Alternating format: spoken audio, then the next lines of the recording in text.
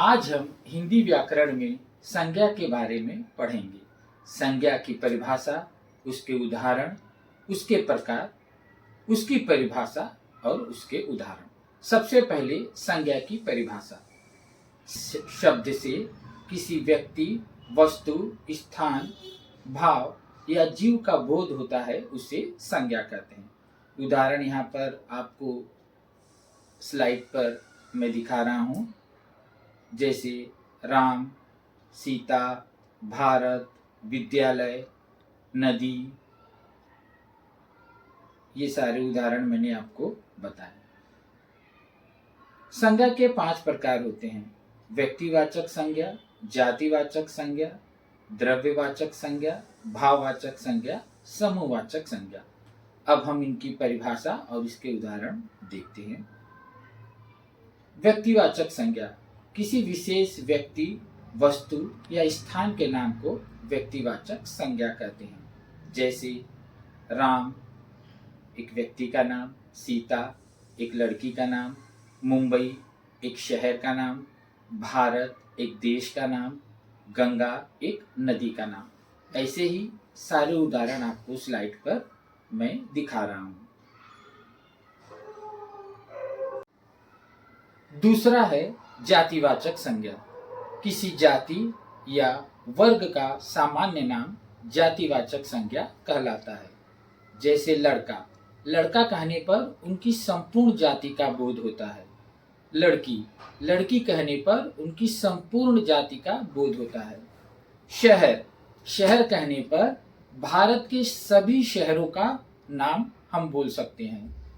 देश, दुनिया में कई देश हैं, तो ये जातिवाचक संज्ञा हो गया। उसी तरह से नदी, पर्वत, शिक्षक, छात्र, पशु, पक्षी, यह जातिवाचक संज्ञा के उदाहरण हैं।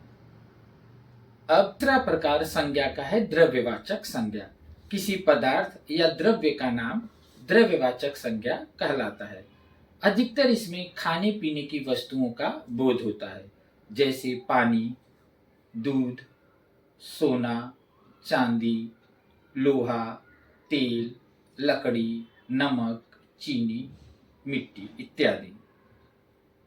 अगला प्रकार है भाववाचक संज्ञा। किसी भाव, गुण या अवस्था का नाम भाववाचक संज्ञा कहलाता है। जो मन में आपके भाव पैदा होते हैं उसे भाववाचक संज्ञा कहते हैं। जैसे खुशी, दुख, प्रेम, क्रोध, दया, मित्रता, बचपन, बुढ़ापा, सुंदरता, ईमानदारी। अगला है और अंतिम समूहवाचक संज्ञा।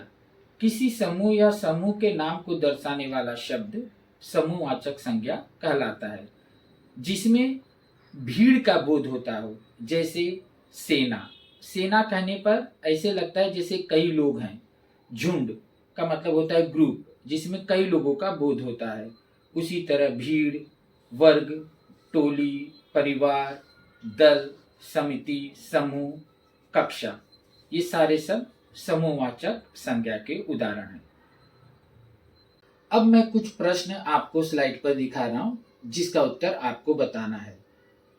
गंगा, इसमें संज्ञा का प्रकार निकला है। गंगा, लड़का, सोना, ईमानदारी, सेना।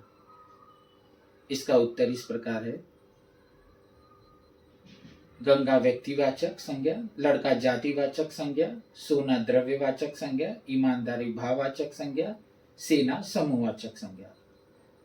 अगला है, आपको बताना है इसमें से कौन सा व्यक्तिवाचक संज्ञा है। राम की शहर, द्रव्यवाचक संज्ञा क्या है, भाववाचक संज्ञा क्या है, समूहवाचक संज्ञा क्या है, जातिवाचक संज्ञा क्या है। इसका उत्तर हम अगले स्लाइड में देखेंगे।